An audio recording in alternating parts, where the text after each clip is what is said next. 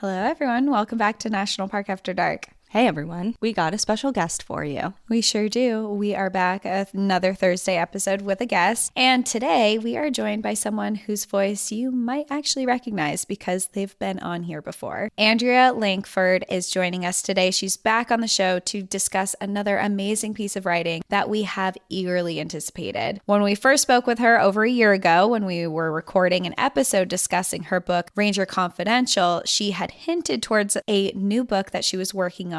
And lo and behold, it is finally here and she is back on the podcast to talk about it. Her new book is titled Trail of the Lost, The Relentless Search to Bring Home the Missing Hikers of the Pacific Crest Trail. And this book paints a vivid picture of hiker culture and its complicated relationship with the ever-expanding online realm. Despite the ever-growing sprawl of civilization and advent of smartphones, the American wilderness is still vast and treacherous. There are dozens of ways to die, hundreds of parks and forests to get lost in, and millions of places that can easily conceal a corpse. Andrea Lankford has led rescue missions across America from Yosemite to Grand Canyon, searching for lost hikers, downed aircraft, flash flood victims, homicidal fugitives from justice, and suicidal subjects. Most cases were eventually resolved, but the loose ends that remained, the hikers left unfound, haunted her. After 2 decades after leaving the National Park Service, Andrea stumbled across a mystery that pulled her back. 3 young men have vanished from the 2,650-mile trek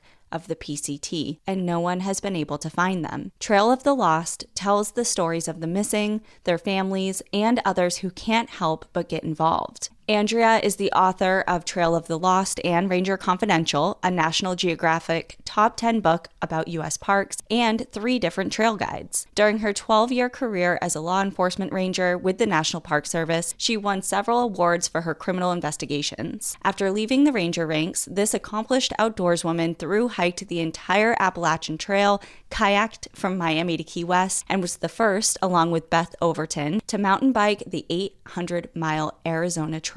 She is now a registered nurse living in Northern California, and we are so thrilled to have her back on the show. So everyone, please help me with welcoming Andrea Lankford. Well, hello, Andrea. Thank you so much for coming back on. We know it's been a while, but it's so good to have you back. Yeah, I'm glad to be back. Just discuss this next book I just finished. Well, during our last conversation, for everyone who's been a follower for a while, Andrea was on with us we were kind of talking about it just over a year ago or so to speak about Ranger Confidential. And at the very end of that conversation, you kind of like breadcrumbed us. You're like, oh yeah, and by the way, I'm working on another book, and it's kind of come full circle because here we are talking about it. So what has that journey been like for the last year since we talked? Well, yeah, a lot has happened. I, went through the editing process, got an agent, a publisher, and the book came out August 22nd of 2023. And in the first week, it hit the New York Times bestseller list, which was a big surprise. Oh my gosh, congratulations. Yeah, thanks. And I'm getting a lot of good feedback. It is a sad and dark story on a lot of levels, but it's also it's inspiring professional search and rescuers to maybe do a better job. It's helping families of the missing feel less alone. And I hope also giving hikers information so that they can hike more safely when they go out there. Yeah. Was this a book that you always knew you wanted to write at some point, or did this come later? Yeah, no, not at all.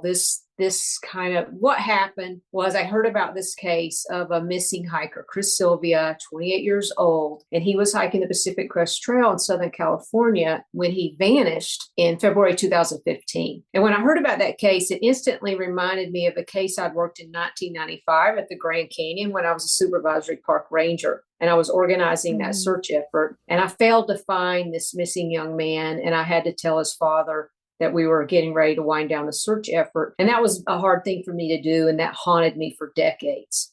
So when I heard about Chris Sylvia's case, he reminded me of that other missing hiker. And the authorities had given up. I felt bad for his family. So I contacted them and I talked to his mother on the phone and asked for her blessing to open my own investigation into that case. And I didn't necessarily see that as a book. I just wanted to help the family. I told them maybe I would write about it. And that step eventually launched me into a whole nother world about missing hikers and missing hiker Facebook groups. Yeah. And in our first conversation that we had the first time you were here, we talked a lot about missing people and the difference between the PCT and the AT, how there's been missing hikers on both. Can you kind of refresh our memories with some of the statistics of missing people on the trails? Yes. Now, on the Appalachian Trail, hikers go overdue all the time. People are always getting, oh, you know what? My friend didn't make it to dinner. He didn't show up for work. And searches are initiated. But those cases are resolved like 97% of the time within 24 to 48 hours. Sometimes the person's found dead, but usually they're actually found alive. Now, as far as I know, on the Appalachian Trail, there's no missing through hikers. But on the Pacific Crest Trail, as soon as I started investigating the Sylvia case in 2017, I learned there wasn't one missing through hiker, there were three. And about a year and a half after Chris Sylvia disappeared in 2016, Chris Sherpa Fowler vanished in Washington State. And then 6 months after Fowler vanished, a 25-year-old named David O'Sullivan from Ireland vanished off the trail in Southern California in April 2017. So 3 unmarried, young, fit men, 3 years in a row, all off the same trail, the Pacific Crest Trail. That struck me as uncanny because, like I just said, as far as I knew, on the Appalachian Trail, there's no currently missing through hikers. Mm-hmm.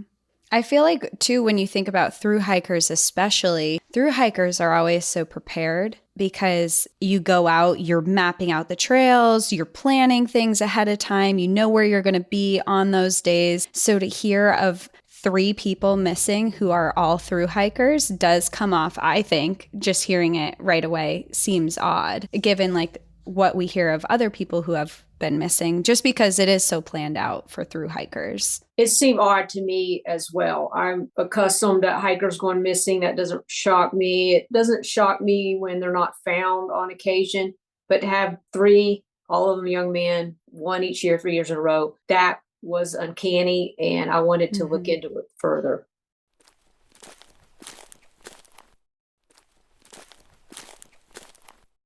And you said you kind of shared a little bit about how you first got involved and sort of the inspiration behind wanting to get more involved with the Chris Sylvia case. But as far as the 2 other men, the David O'Sullivan and Kris Fowler cases, did your kind of like track of thinking as far as getting involved with their cases and wanting to help their families, did it follow a similar thread as far as how it began with Chris Sylvia? Or was it just like, okay, now that I know these 2 other men have also gone missing, like I want to see what I can do for everyone since I'm already involved? Because you did mention about the Facebook communities, and I know that's a big part of this book. So can you share a little bit about that? Because we'll get into it, but I have a lot of questions about that. Yeah, sure. So what happened is, I looked for connections. I was still focused primarily on the Sylvia case. And his gear was found on the trail. I thought, wow, that's a huge clue.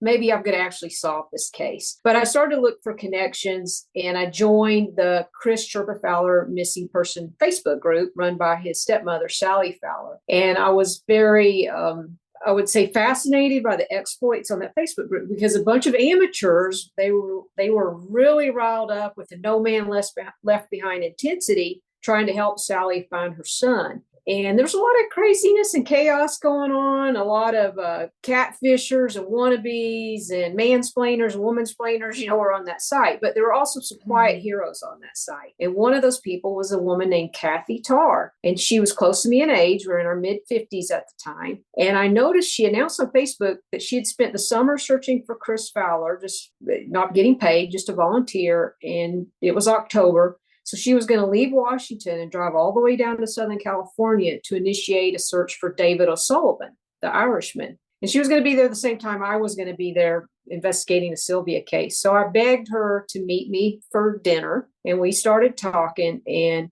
Kathy just really impressed me that she had no experience in search and rescue, no experience in law enforcement.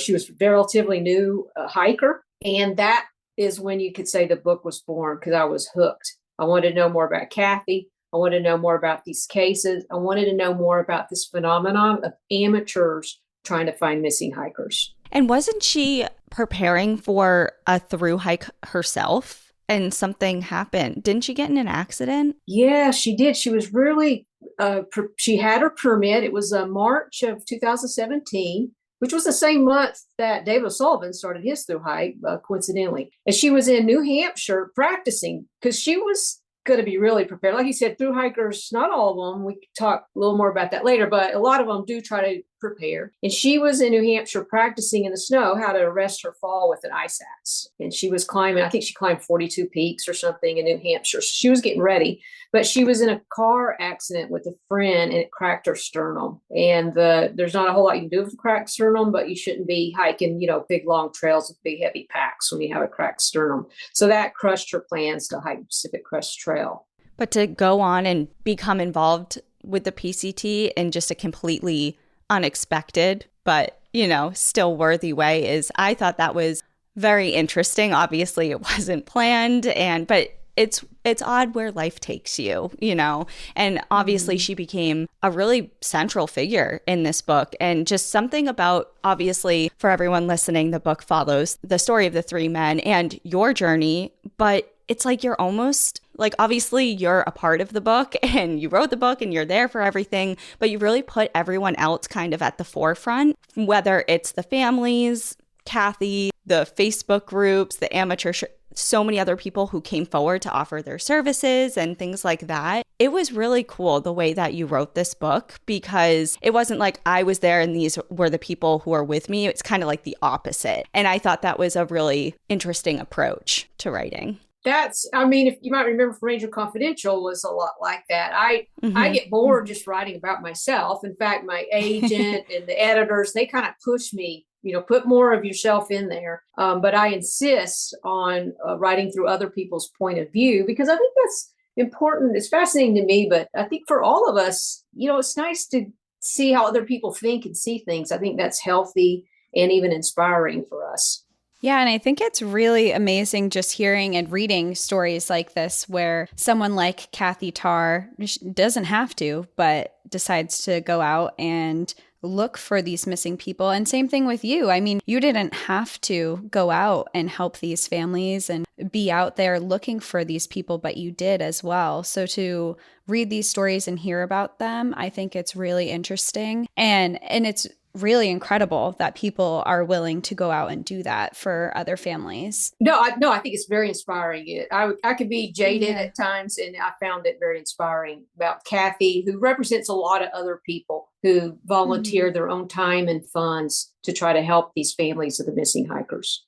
Kind of looping back to the Facebook pages, because I know there's a lot going on with that, and kind of how you said it's a little bit of a mixed bag when it comes to having, because you have to sift through hundreds, if not thousands, of comments and tips and suggestions and everything under the sun, because who knows what could be helpful. I mean, amongst thousands of comments that are kind of throwaway ones, there could be one that leads to something really valuable. So what is your thoughts on the whole kind of like armchair expert type of situation that you see a lot in these Facebook groups? I keep saying Facebook because it's kind of like the main social media platform, but just like social media in general, I guess. Yes.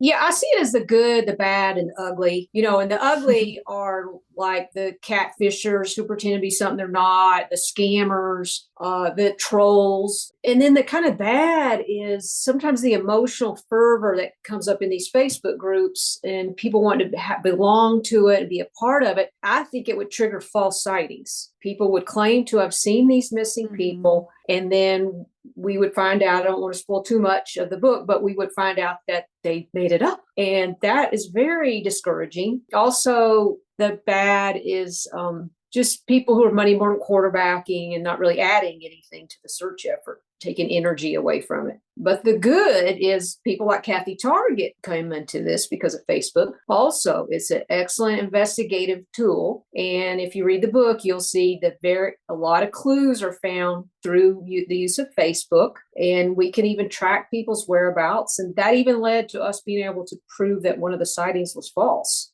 by evidence that was on Facebook. Also, there's a kidnapper in the book. I don't know if we want to get into that guy. But we can, yes, we can get into please. I know, I'm him like, for I'm sure. trying to be very careful about what I say and not say, because you don't want to give anything. Don't want to give away the whole book, but also, But I want to talk about it. there's a lot of things. Yeah. yeah. So the kidnapper, his name is James Perillo. He was going by the trail name Medic on the Pacific Crest Trail. And he's like a con man. He'll charm a woman at first and get her to be in a romantic relationship with him.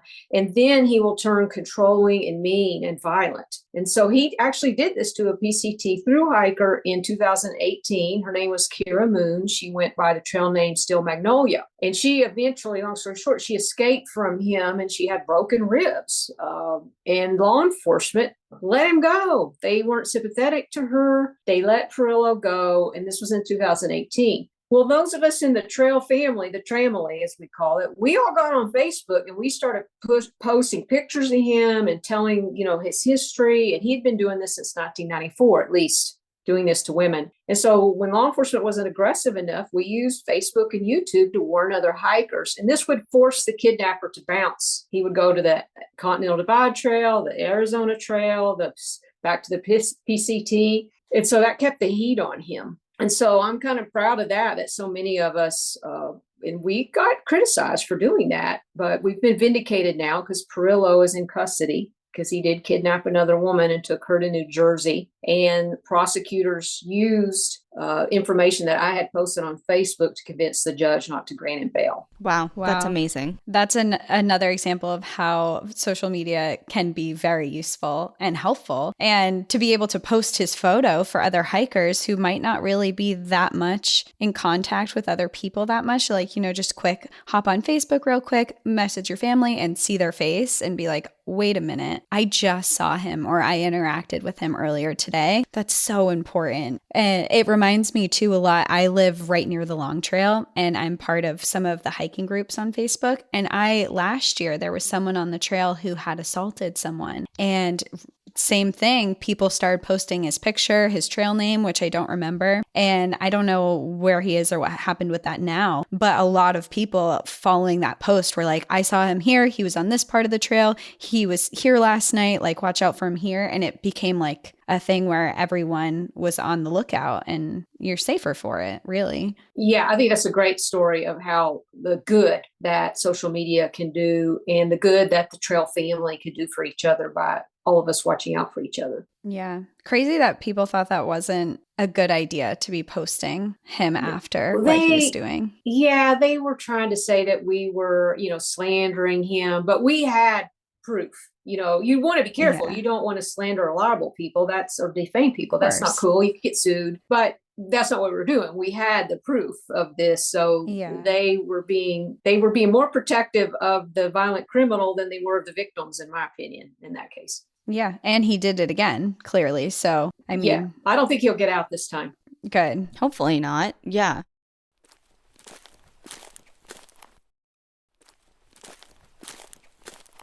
So I have a question. It's kind of a left turn, but as far as it's just out of pure curiosity, especially because you have clear, extensive search and rescue and missing persons investigation expertise yourself. As far as people on social media giving tips and comments and things like that you have to sift through is one thing. But when people like Kathy Tarr's a great example of someone that is doing good and obviously is very helpful. But I feel like there's a lot of people who are like, I'm going to go out on my own and take things into my own hands and kind of try and aid in this investigation just with no knowledge, expertise, whatever. Does law enforcement get concerned for that? Like, where is the line drawn of like, thank you for your help and I'm encouraging this, to now I'm concerned because I'm worried about you out there now on the boots on the ground, not a part of any official investigation, but just kind of doing it on your own? What are the feelings on that? Well, I think law enforcement has a big fear of that. They're, extremely concerned that an amateur might go out and get themselves hurt. Some of that's warranted. Some of that is law enforcement officers are less experienced out there than some hikers. Mm-hmm. So, a big part of my stress when I was a supervisory park ranger are my rangers going to get hurt who are pros at this, but are they going to get hurt by trying to find somebody or trying to rescue somebody? And that's stressful. And you try to mitigate the risk versus the benefit when you're responding to a rescue or a search. So that's always a concern. But I see it as a mixed thing because some of the people getting involved in this were more experienced in the outdoors than the law enforcement was. And in the book, again, I don't want to spoil too much, but amateurs found clues that the authorities missed. Mm-hmm.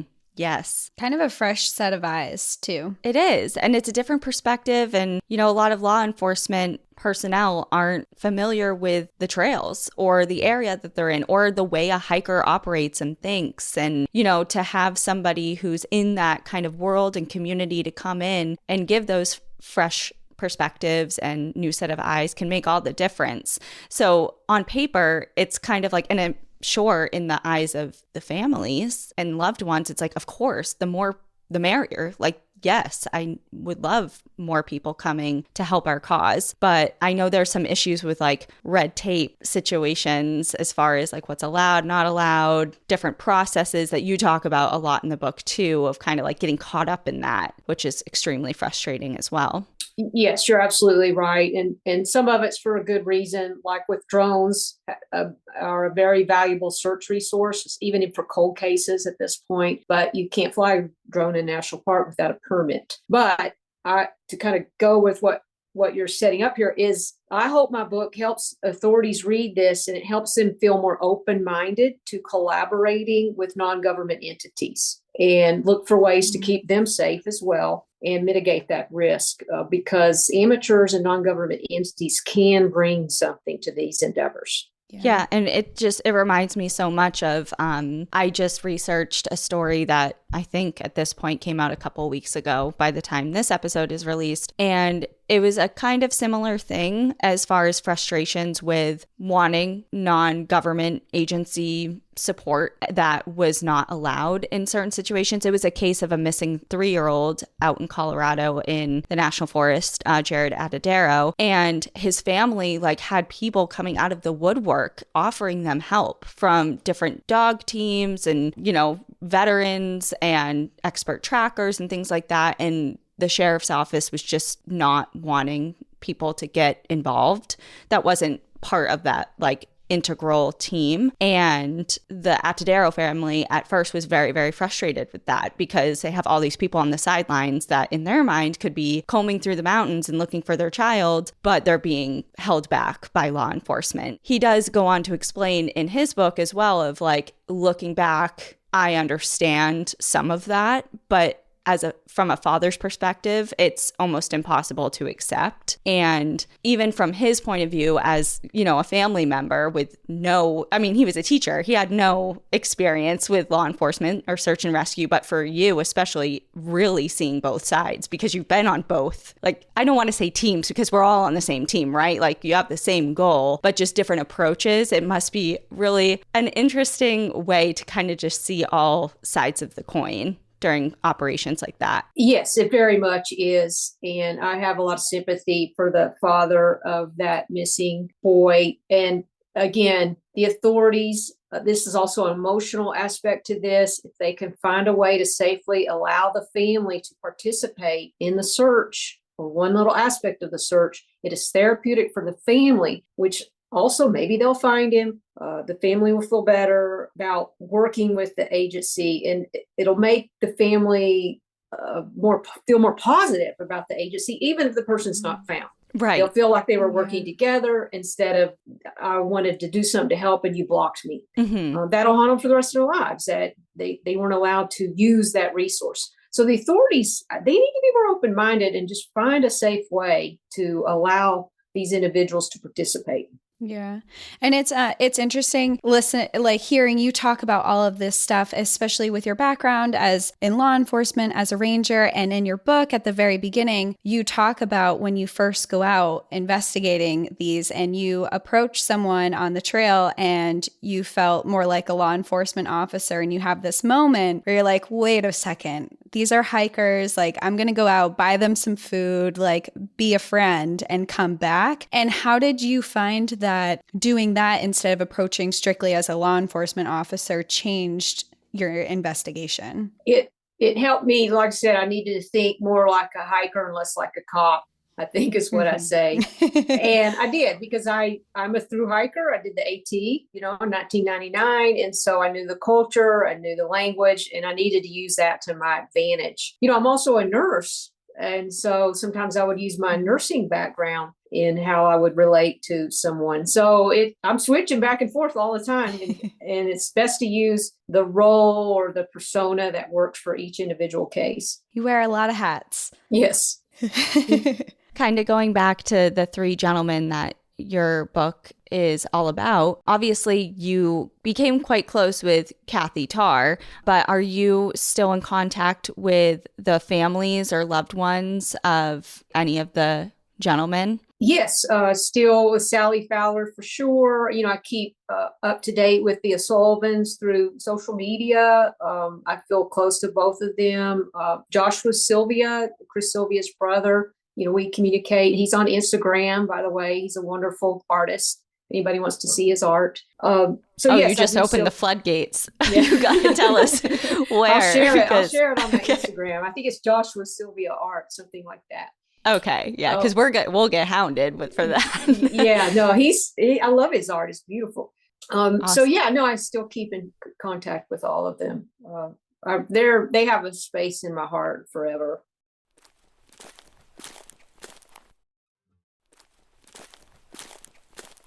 Is there a particular, so it's hard because I don't want to give too much away, but throughout the pages you dive into, because of course there's a lot of question marks surrounding each missing person's case regarding what happened. And you kind of go down each avenue, everything that you could think of, like foul play, animal encounter, was it did they simply get lost? Was somebody injured? Obviously, every story is slightly different. And, obviously you go into each and every one of them. But is there a particular, and I know you don't speculate because obviously in the book you go through every single case as far as like what most likely happened, but there's still a lot of unanswered questions. Is there a particular thing that you think like you're more leaning towards, or is it still just a lot of question marks? Like, do you feel closer to any sort of resolution than you did when you first started on this journey?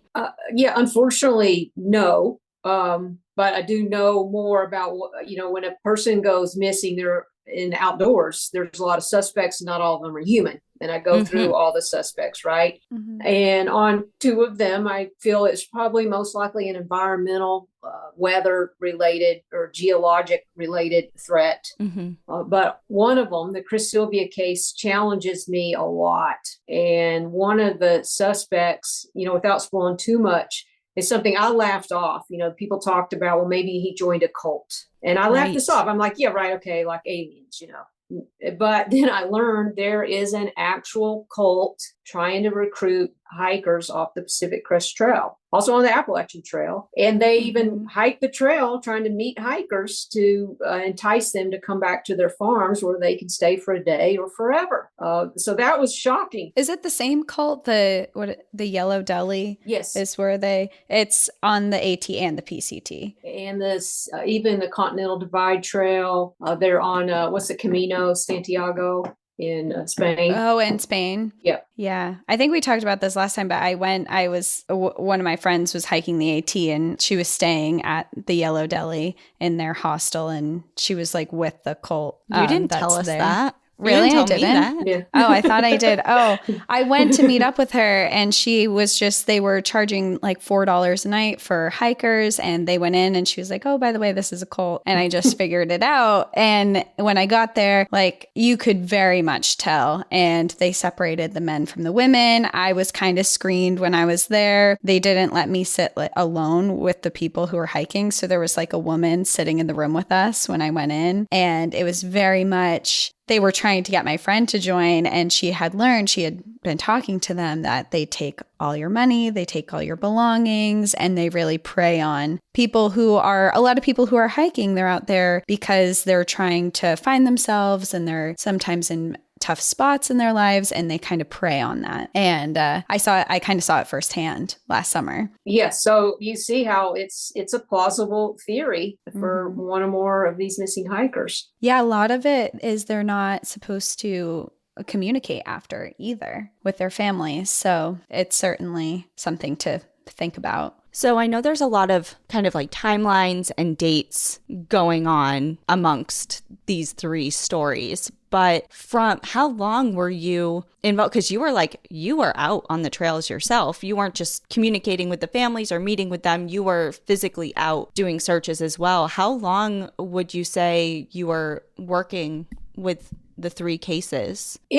I still respond to a lead if it comes up, but I would say really heavy embedded in with not only investigating the case, but working with these amateur searchers for over 4 years. Wow. And then writing the book during that time and in another year, just heavily writing and editing the book. So I'm just like, oh my God, 5 years. Sometimes when I think about it, it's crazy. But, we all got obsessed. I got obsessed too. It's hard to let go when a new lead comes in, until you follow it all the way to the end. And when you care about the families, it's even harder. Yeah, I was going to say, even through reading the book, it's like, obviously it's a very intriguing read, but you do kind of become obsessive about reading it. I remember I'm like, I can't put this down because I need to, we always want to know what happens? What's the end? There's one lead after another and you're just kind of obsessed with wanting to see how this story unfolds and where it goes. And you get presented with something, you have to follow it through. Like, how could you not? And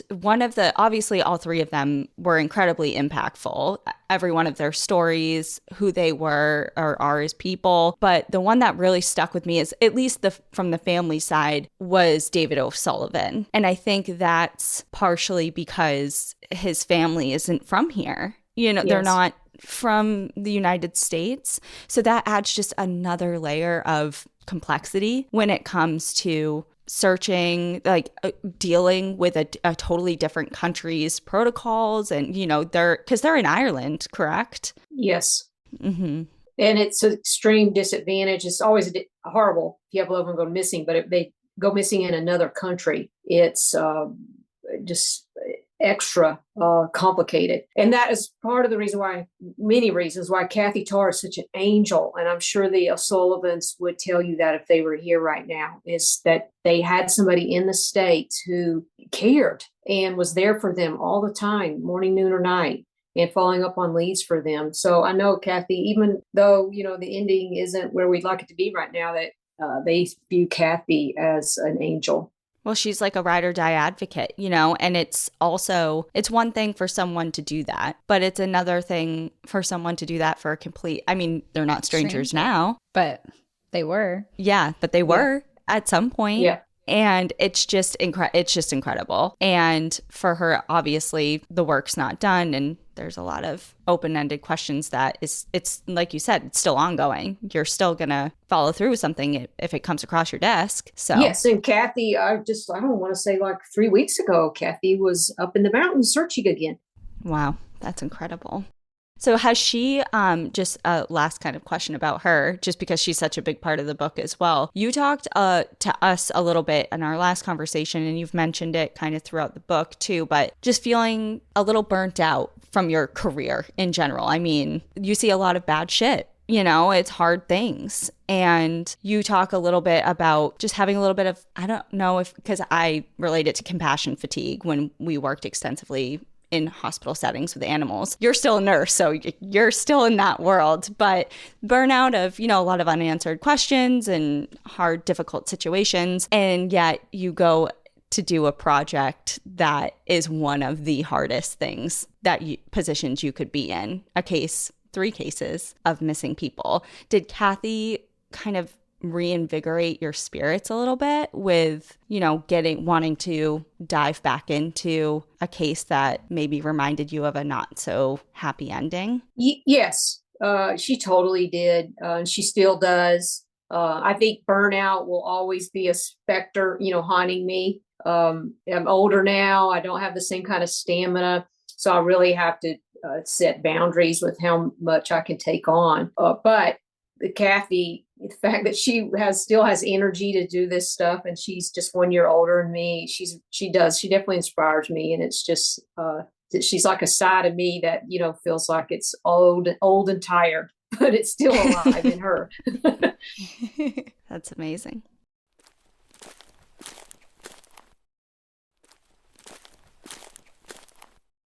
I have a question just for everyone who's listening to this too, because obviously you write an entire book about the investigation and working with the families and with Kathy and everything. And you talk a lot about what you do when you go out to do these investigations. Can you tell the people who are listening what it looks like to go out and actually search for these people? Yes. Now, as a group search or one person or both? Yeah. Okay. Both. Yeah. Just what it looks like. Yeah, well, okay. So some of the things I did, there were times where I would just search by myself. I would, like Chris Sylvia case, for example, there was a drainage underneath where his gear was found, and drainage just seemed to suck things in. So I would just do a little bit of what they might call a hasty or targeted search of that drainage. On the Kris Fowler case, a clue was found, and without revealing too much, that clue triggers a volunteer search effort organized by Kathy Tarr. And I'm assigned to take a team out and do a line search. And so these is a group of amateurs, but I taught them real quickly how to do a line search. And that's when you all walk in a line, keeping a distance of maybe 25 yards apart and keeping your eyes to the ground, and all walk together and look for clues. That's kind of give you an example of an organized search versus just one person doing a targeted, hasty search. And how far out were you guys going into the wilderness for these? Well, Kathy and I did a 16-mile hike in one day. I did other, hikes about that long. I didn't do any. I did some overnight car camping trips to spend some time, but I didn't do any backpack searches, but others did. There was a team of people with this clue for the Kris Fowler case. I want to say they spent 5 days out in the backcountry searching. I think that's one of the parts that makes this so incredible, because this isn't just you guys are helping a family that you didn't know before, but it's also very intensive. You're doing these 16-mile hikes. You're out in the woods. I'm sure there were days where the weather wasn't the best. It's intensive to be doing this, especially you're taking a whole group of people out in this sometimes, and you're going out so far. So I think it's a nice reminder to know how far people are going to try it. And you said people are backpacking to do it, and that's you got a little hurt. Oh gosh, you're right. I'm glad I forgot it. It's like, the trauma. I did do an overnight. Yeah, I spent 3 nights alone with that's a little bit of spoiler, but I got an injury. I'd fallen we won't say what injury. Yeah, and I was following a lead that probably make you mad when you read about it. But yeah, I did do overnight, and I got in some trouble. But I don't want to spoil it too much for the readers. Yeah. Well, you're here now, so I'm here now. Yeah. I thought about it. That's a good thing. Oh my goodness! But there's also the drone searches. Because that's the thing. The safety. You're out there. It's tiring. Even if you're young and fit, it can be tiring, and there's a risk out there. So one of the things that I write about in the book are drone grid searches, where you go out and do a grid search with a drone. It takes images of the ground, and then you have squinters, they call them, because they're squinting at their computer screen looking for clues in those images. And there's some good endings related out, without spoiling it for you, that leads to some things being found. That part was so incredible to me because the way that, I mean, obviously you described just how many images that is. Like, you put it into context for people, how many images, how long that takes, what that, you know, the squinter's job kind of looks like. I can't even imagine going through all that. I was actually watching like some true crime documentary the other day about just law enforcement having to go through street cam footage to try and find, and it was like over 500 hours worth of this to make sure. And it's just, number one,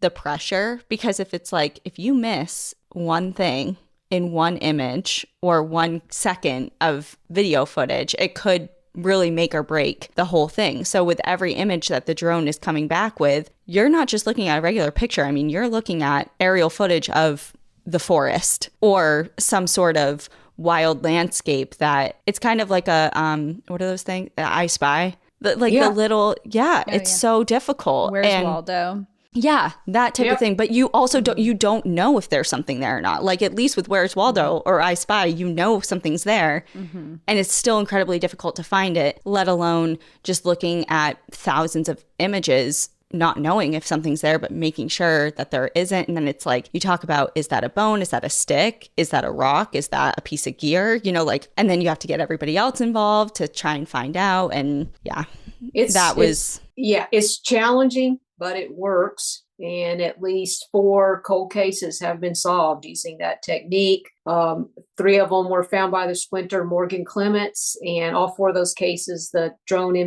imagery was obtained by Western States Aerial Search. Technology. Yeah, I think those examples of, you know, you're really spelling out just how complicated this is and what this looks like, because, you know, you hear, especially now also because Jared's case is fresh on my mind, but, you know, his dad said, like, how hard can it be? He was on a trail, you know, like, there's only so many places he could be. And then he physically got on the trail himself and took a look around and was like, oh, I understand now. So to have examples like that to come forward of like, this is how complicated it is. I mean, obviously there's hundreds and hundreds of people looking for 3 individuals over years. And it is just absolutely insane what goes into it. And I'm about to give things away and I'm zipping my lip. It's eerie and it's disturbing because, I mean, I can appreciate how vast the American wilderness still is, but with all our technology and our dogs and our searchers, the fact that we can't find people who just wandered off a trail, it's scary, actually. It is really scary. And it's like, you know, it kind of brings me to my last question that I had in mind, as far as, you know, you read about these 3 cases, just for example, all of which are people, you know, young, healthy, that we know of, you know, peak physical condition, experienced. They're kind of like at the top of their game, you can say. And yet these things happen to them. And it kind of makes you wonder, well, if it could happen to them, could it happen to me? And that answer is yes. And that kind of is a resounding takeaway, I think, from this book, especially also, not only could this happen to me, but this could happen, the after effects could happen to my loved ones. Like, this is what could be in the wake of whatever happens to me. And I think that's something that we don't really think about a lot. Like, of course we do. We're like, oh yeah, our loved ones. But this book is like, you know, 400 something pages of what that looks like. And that's something that I think is a motivating factor for people to be safe for not only themselves, but for their people, you know, to spare them. And obviously accidents happen. There's things that happen out of our control. But as far as what is in our control, to do something about that and be prepared and to keep that in mind when we go out. You don't have to be hiking the PCT for something like that to happen. Yeah, I agree 100%. That's very accurate about the situation, because it's not just us. It's one thing we get hurt, family die, family can find us and grieve, you know, bury us, bring us home. But if we go missing, it causes a lot of problems. And it's not only just emotional, it's also logistical, legal problems, because you're not legally dead when you're missing. Right. And so there's a lot of issues with your estate, or let's say you're the breadwinner of your family and you go missing. It causes a lot of problems for your family. Is there any like tip? I mean, other than like, I have like a Garmin InReach, but is there anything as far as practical things to do or have, or kind of steps that you could take for situations like that that you would recommend for anyone? And you guys know, I mean, there's not going missing in the first place, but let's say you're lost or hurt and you're wandering around lost, leave clues, because searchers are trained to look for clues. Even if you just take your finger in the dust and say, Andy went down this trail, or to the creek, this would be something that helps searchers find a clue.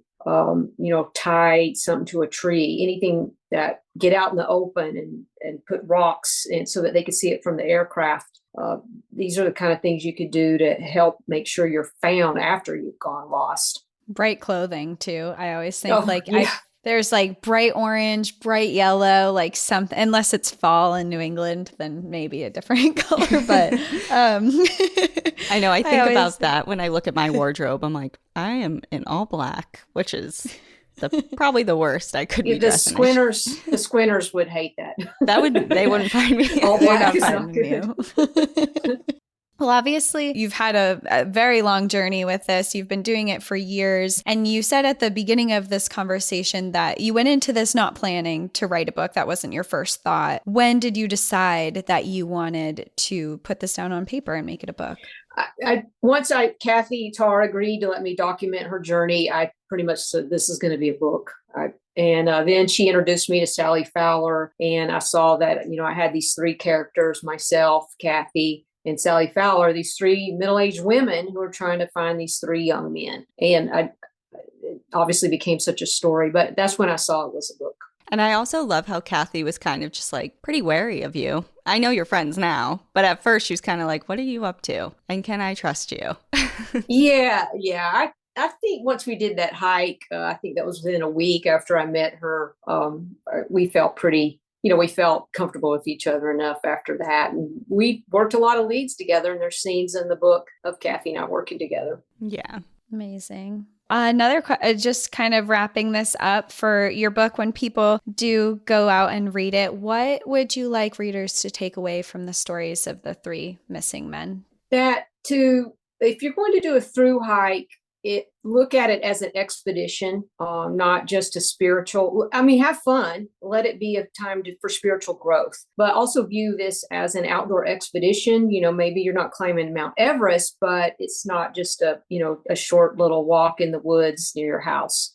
So take it seriously and prepare accordingly. Then have fun. The spiritual awakening will happen as you walk. Yeah, that's going to happen. I think that's going to happen whether you want it or not on the PCT. Yeah. Have you done or have any desire to complete the PCT yourself? Because I know you did the AT and you've obviously been on the PCT, but doing it in its entirety? Well, I prepped for the Appalachian Trail by doing the John Muir Trail, which is 220 miles or so, which is the PCT, from Sequoia to Yosemite. So I did a, pretty significant section of it. But after I did the AT, I didn't think I was going to through hike anymore. I'd rather be a section hiker. But I can drive to the Pacific Crest Trail within an hour and a half of my home. And so I go up there several times a year and hike the trail. It's beautiful. Awesome. Well, I'm a section hiker too.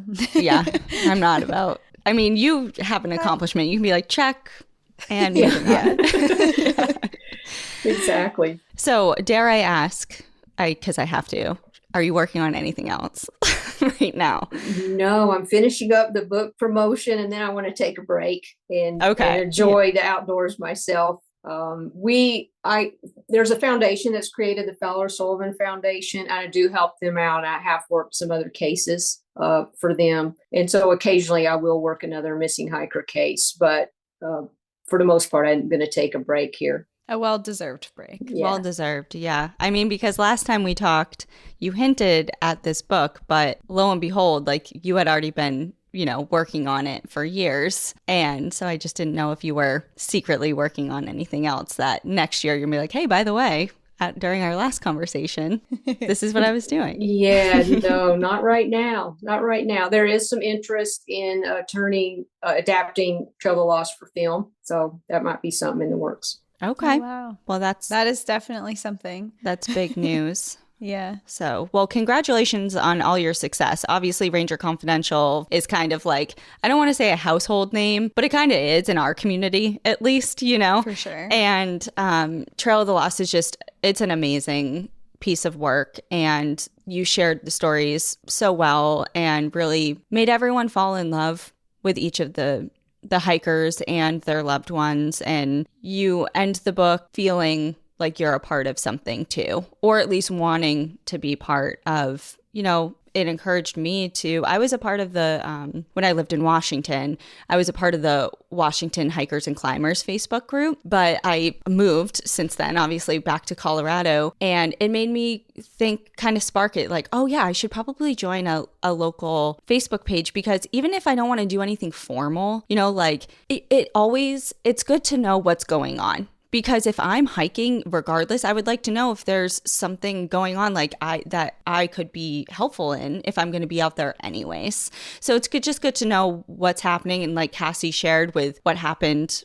on the long trail, like just to be aware even. I agree. A well-administered hiker Facebook group is in your area or where you go often is an excellent idea, because you can learn about hazards and weather events as well as be inspired by beautiful pictures of places to go. Right. That's true. Definitely. It's always a plus. Well, for everyone who is listening and is now dying to read your book, where can they find it? It's available everywhere. It's sold out at Amazon. So if you don't see it there, just go straight over to Barnes & Noble or your favorite bookstore. They'll have it. They should be restocked soon. It's sold out of Amazon? I've never heard somebody say that. Amazon sold out of things. Yeah. Maybe by the time you air this, it'll be back on there. But the hardcover sold out on Amazon. But you can find it just about anywhere. And then, before I leave, I got to do a shout out to one of your fans. Oh, yes, please. Her name is Kelsey Lane. Kelsey Lane, Beauty by Kelsey Lane. She's on Instagram as well. And she coincidentally did my hair and makeup for my author photo shoot. Oh. And we were talking and she goes, I'm a fan of the show and I saw your episode or listened to your episode on the show. So just going to do a shout out to Kelsey Lane. Kelsey. Small world. Way Kelsey. to go. Very cool. That is awesome. Wait, so she knew who you were before?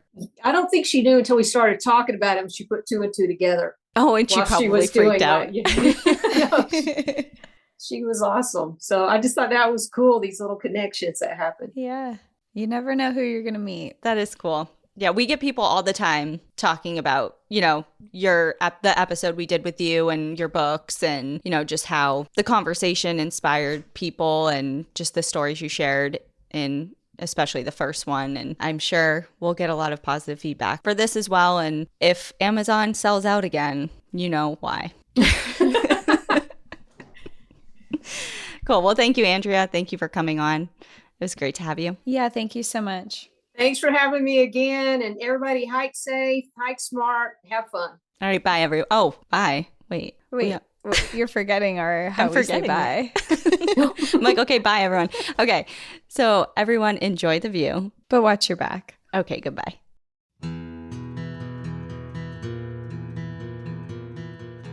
Thank you so much for joining us again this week. If you have a trail tale or story suggestion, send us an email at stories@npadpodcast.com. Follow us on Instagram and Facebook at National Park After Dark and on Twitter at NPAD Podcast. Join our Outsiders Only community on Patreon or Apple subscriptions to listen ad-free, unlock monthly bonus episodes, and exclusive content. And remember, when you support our sponsors, you are supporting our show. For our exclusive discount codes and source information from today's episode, check out the show notes. For more information on our show, our book recommendations, merch updates, and more, visit our website at npadpodcast.com. And please rate, review, and subscribe from wherever you listen to podcasts.